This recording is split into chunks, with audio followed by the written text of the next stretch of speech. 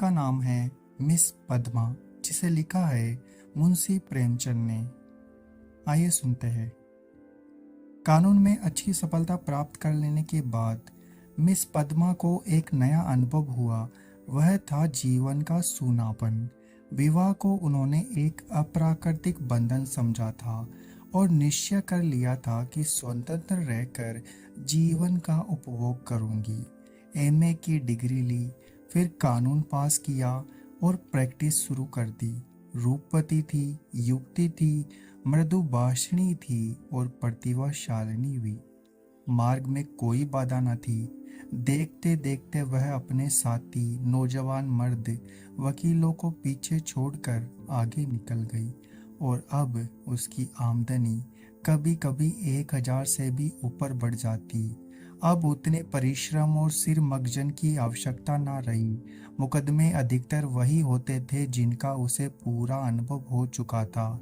उसके विषय में किसी तरह की तैयारी की उसे जरूरत ना मालूम होती। अपनी शक्तियों पर कुछ विश्वास भी हो गया था। कानून में कैसे विजय मिला करती है, किसके लटके भी उसे मालूम हो गए थे।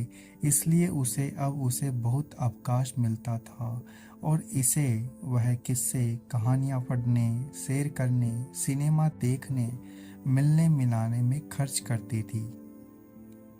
जीवन को सुखी बनने के लिए किसी व्यसन की जरूरत को वह खूब समझती थी। उसने फूल और पौधे लगाने का व्यसन पाल लिया था।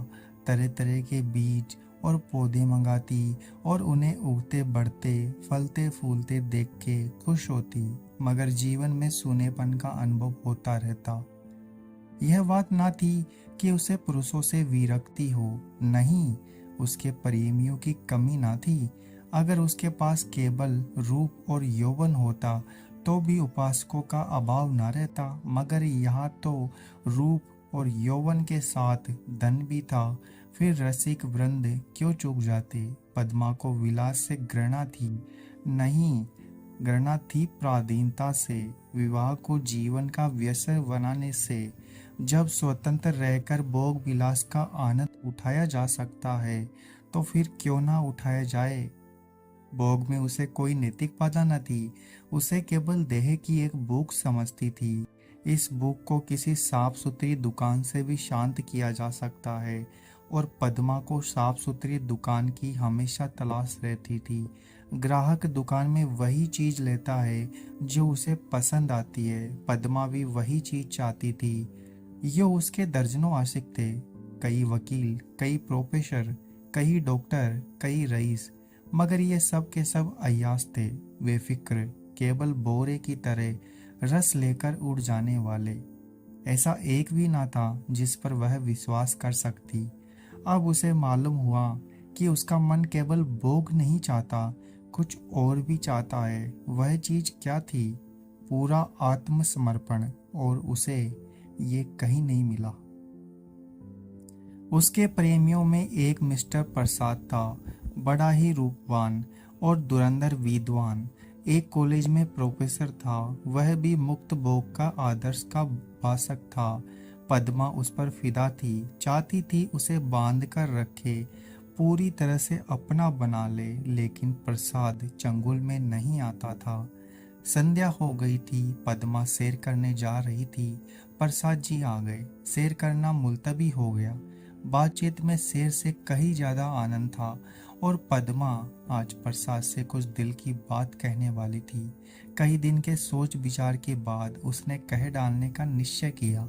उसने प्रसाद की नशीली आंखों से आंखें मिलाकर कहा, तुम यही मेरे बंगले में आकर क्यों नहीं रहते? प्रसाद ने कुटिल विनोद के साथ कहा, नतीजा यह होगा कि 2-4 महीने में यह मुलाकात बंद हो जाएगी। मेरी समझ में नहीं आया, तुम्हारा आशय क्या है? आशय वही है जो मैं कह रहा हूँ। आखिर क्यों?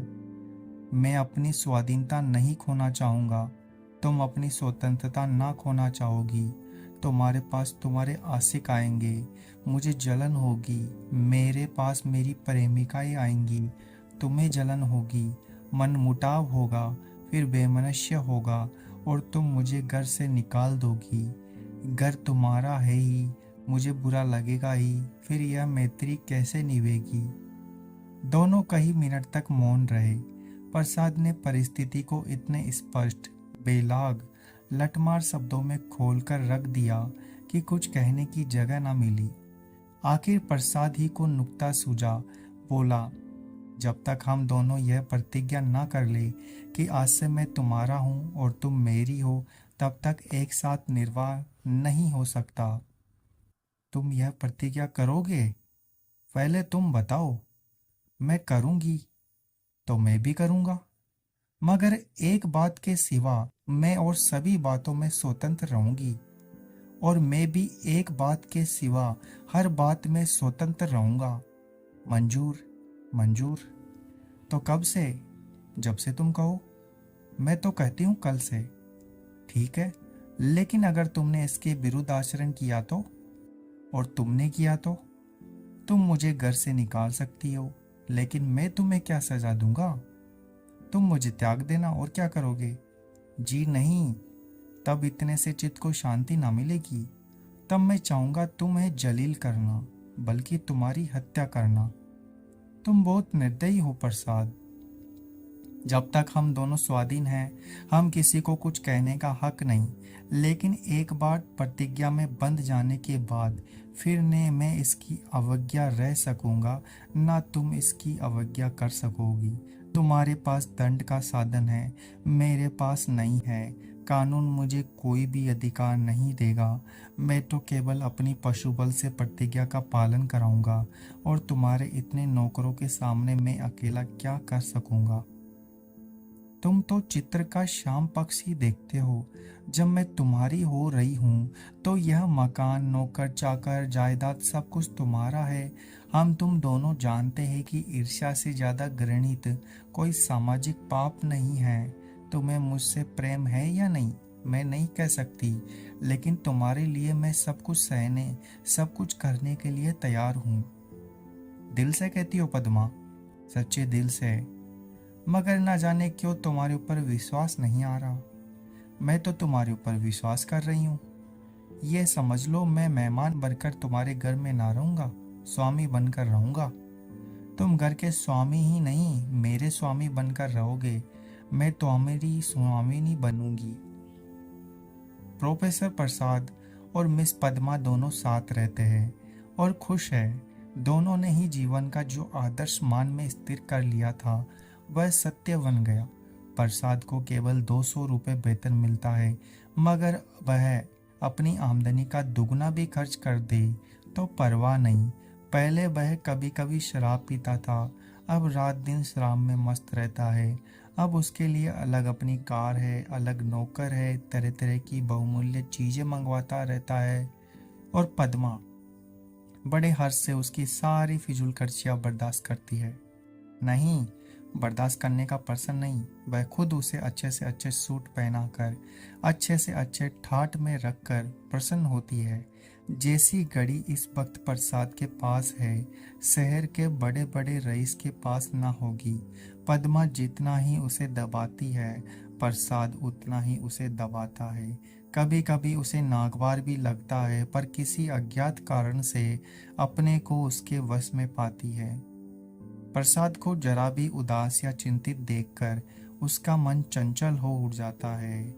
उस और आवाजें करी जाती है, पवतियाँ चुस्त की जाती है। जो उसके पुराने प्रेमी हैं वे उसे जलाने और कुड़ाने का प्रयास भी करते हैं, पर वह प्रसाद के पास आते ही सब कुछ भूल जाती है। प्रसाद ने उस पर पूरा आधिपत्य कर लिया। उसे इसका ज्ञान पद्मा को उसने बारीक आंखों से पढ़ा है और उसका शासन अच्छी तरह पा गया है। मगर जैसे राजनीति के क्षेत्र में अधिकार दुरुपयोग की ओर जाता है, उसी तरह प्रेम के क्षेत्र में भी दुरुपयोग की ओर ही जाता है, और जो कमजोर है उसे तावान देना पड़ता है। आत्माभिमानी पद्मा अब प्रसाद की लोंडी थी। प्रसाद उसकी दुर्बलता का फायदा उठाने से क्यों चूकता। उसने कील की पतली नोक चुबा ली थी। और बड़ी कुशलता से उत्तरोत्तर उसे अंदर ठोकता जाता था। यहाँ तक कि उसने रात को देर से आना शुरू किया, पद्मा को अपने साथ नहीं ले जाता, उससे बहाने करता कि मेरे सिर में दर्द है। जब पद्मा घूमने जाती तो अपनी कार निकाल लेता और उड़ जाता। 2 साल गुजर गए और पद्मा को गर्व था, वह स्थूल भी हो चली थी। उसके रूप में पहले किसी नवीनता और मादकता नहीं रही, वह घर की मुर्गी थी, साग बराबर। एक दिन इसी तरह पद्मा लौटकर आई तो प्रसाद गायब थे। वह झुंझला उठी। इधर कई दिन से वह प्रसाद का रंग बदला हुआ देख रही थी। आज उसने कुछ स्पष्ट बातें कहने का साहस बटोरा। 10 बज गए, 11 बज गए, 12 बज गए, पद्मा उसके इंतजार में बैठी रही।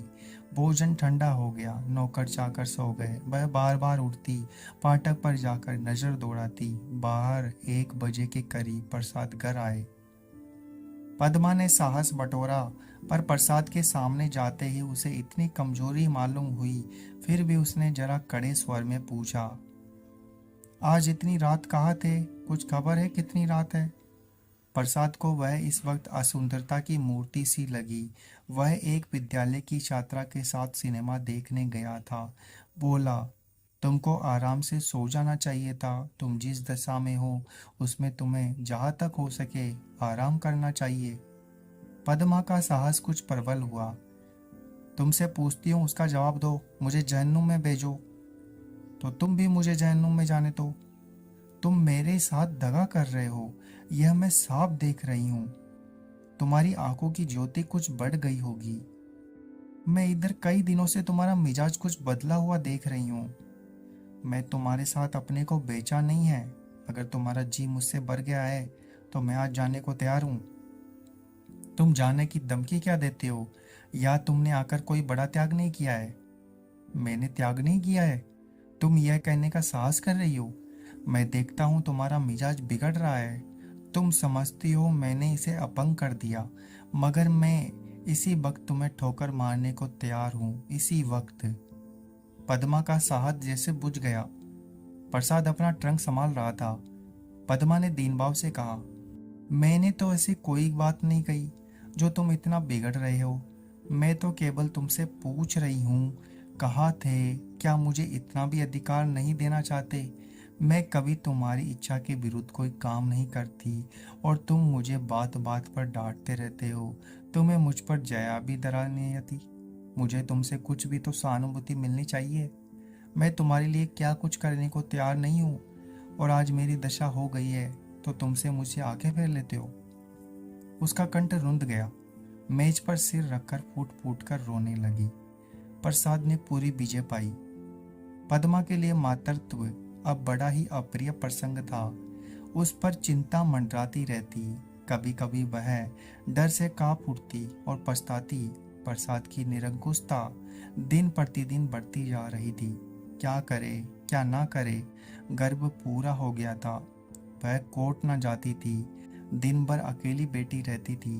प्रसाद संध्या समय आते, चाय वाय पीकर फिर उड़ जाते तो 11-12 बजे से पहले ना लौटते। वह कहाँ जाते हैं यह भी उससे छिपा ना था। प्रसाद को तो जैसे उसकी सूरत से नफरत थी।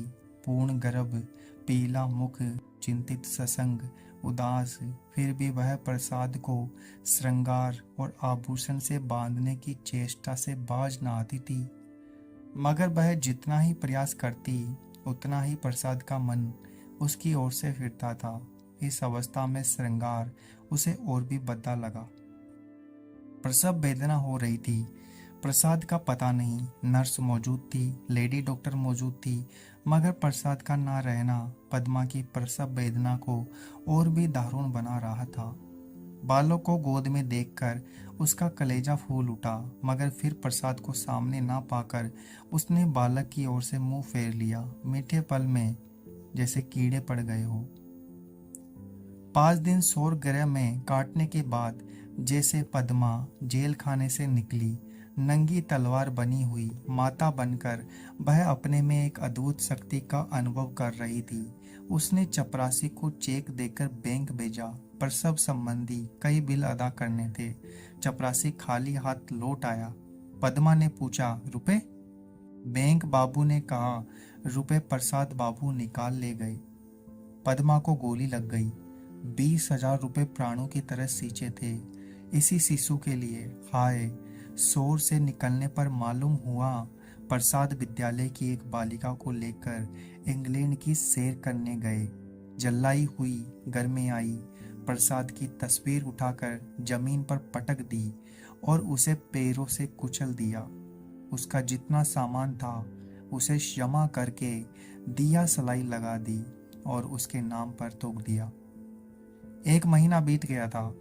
पद्मा अपने बंगले के फाटक पर शिशु को गोद में लिए खड़ी थी। उसका क्रोध अब शोक में निराशा बन चुका था।